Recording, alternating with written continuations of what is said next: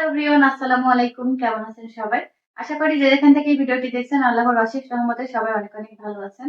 তো এই যে আজকে চলে আসলাম একটা ব্লাউজ কাটিং এর ভিডিও নিয়ে। আপনাদের ভাইয়া এই যে ফাল্গুন উপলক্ষে আমাকে একটা শাড়ি কিনে দিয়েছিল। আর সেটা আপনাদের সাথে শেয়ার করেছিলাম একটা ভিডিওর মাধ্যমে।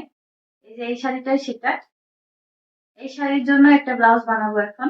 এই শাড়িতে একটা ব্লাউজ পিস আছে, তো ভাবছি যে ওটা কাটবো না, তাহলে শাড়িটা হয়তো ছোট হয়ে যেতে পারে। আর আমি যেহেতু একটু হেলদি, তো শাড়ি যদি ব্লাউজ পিসটা থাকে তাহলে সেই ক্ষেত্রে কুচিগুলো একটু বেশি হবে। এটা ভেবে আর কি আমি ব্লাউজের পিসটা এখান থেকে কাটবো না। এই জন্য আপনাদের ভাইকে বলছিলাম যে একটা আলাদা করে ব্লাউজের পিস নিয়ে আসতে। তো সে হচ্ছে এটার সাথে ম্যাচিং করে এই যে লাল কালারের ব্লাউজের পিসটা নিয়ে আসছে। তো এটা এখন বানাবো। তো এখানে কাপড় আছে 1.5 গজ পরিমাণ, মানে 1 গজ 8 গিরা। এই 1 গজ 8 গিরা দিয়ে আমি 3/4 হাতা দিয়ে একটা ব্লাউজ কাটিং করবো এখন। এই যে প্রথমে কাপড়টা খুলে নিচ্ছি। ব্লাউজ কাটিং করার সময় সবসময় পিছনের পার্টটা আগে কাটতে হয়, আমরা সবাই জানি। তো এই জন্য পিছনের পার্টের জন্য এই যে কাপড়টাকে সুন্দর করে ভাঁজ দিয়ে নিব। ব্লাউজের নিচের দিক থেকে 1 ইঞ্চি পরিমাণ কাপড় পট্টির জন্য রেখে দিব। এখানে সোজা করে দাগটা টেনে নিব। তো তারপরে এখান থেকে মাপটা নিব, লম্বার মাপটা। ব্লাউজের যে লম্বাটা হবে সেই মাপটা নিব। তো আমি একটু লম্বা দিব এখানে। ব্লাউজের লম্বাটা দিচ্ছি 15 ইঞ্চি এবং তার সাথে আরো 1/2 ইঞ্চি দিচ্ছি সেলাইয়ের। এরপরে নিতে হবে কাঁধের মাপটা। তো আমি এখানে নিয়ে নিচ্ছি 7.5 ইঞ্চি পরিমাণ। আর এখানে আর্মহোলের মাপটা নিয়ে নিব 6 ইঞ্চি। এই দাগটাও সোজা করে টেনে নিব। এখানে 1.5 ইঞ্চিতে একটা দাগ দেব।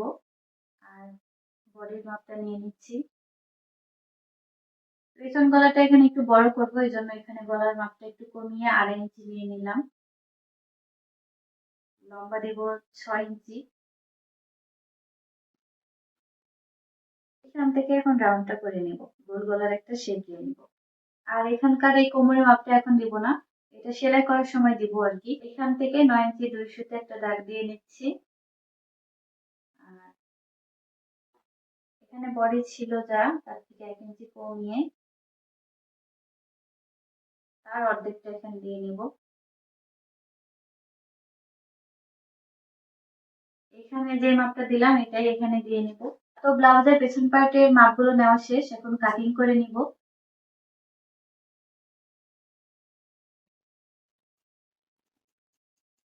তো এই যে পেছনের পার্টটা কাটিং করা শেষ, এখন সামনের পার্টটা কেটে নিব। তো এই যে পেছনের পার্টটা এখন সুন্দর করে এটার উপরে বসিয়ে নিলাম। এখন এই যে পাশে এখানে 1 ইঞ্চি পরিমাণ বেশি নিব সামনের পার্টটা। আর নিচের দিক থেকে প্রায় 1.5 ইঞ্চি পরিমাণ বেশি নিব। সোজা করে এই দাগটা দিয়ে নিচ্ছি। সামনের পার্টের গলাটা আমি 1 ইঞ্চি ছোট দিব পেছনের পার্টের থেকে। সামনের পার্টে মাপগুলো দেওয়া শেষ, এখন সুন্দর করে কেটে নিব।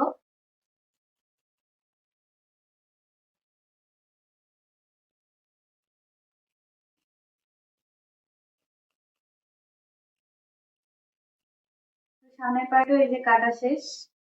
আর বাকি আছে হাতা কাটিং করা। হাতা কাটার পরেও আরো কাপড় বাঁচবে, তো এটা দিয়ে দেখি কোনো ডিজাইন করা যায় কিনা। হাতার মাপ নেওয়া শেষ, এখন হাতাটা কাটিং করে নিব।